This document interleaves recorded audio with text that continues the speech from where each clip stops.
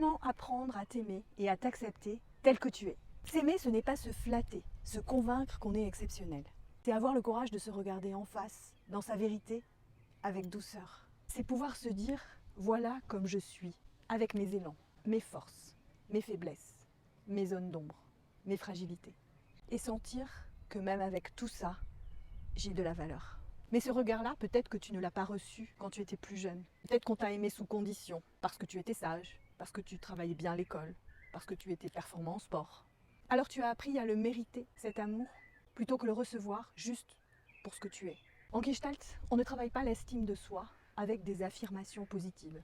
On remet de la présence là où tu t'es coupé de toi, dans des endroits que tu caches, que tu dissimules, des parts honteuses, des parts fragiles que tu n'as jamais osé montrer de toi. Reconstruire ton estime de toi repose sur 3 fondations. L'amour de toi, inconditionnel, qui ne dépend pas de tes résultats ou de ta performance. Deuxième fondation, le regard que tu poses sur toi et qui est souvent contaminé par des injonctions que tu as reçues avant. Tu peux remplacer ce regard rigide et jugeant par un regard plus bienveillant, plus ajusté. Troisième fondation, la connaissance de toi, ce que tu es objectivement, ce que tu fais, ce que tu penses. C'est une forme d'objectivité lucide qui te permet de faire des choix ajustés avec ce que tu es vraiment.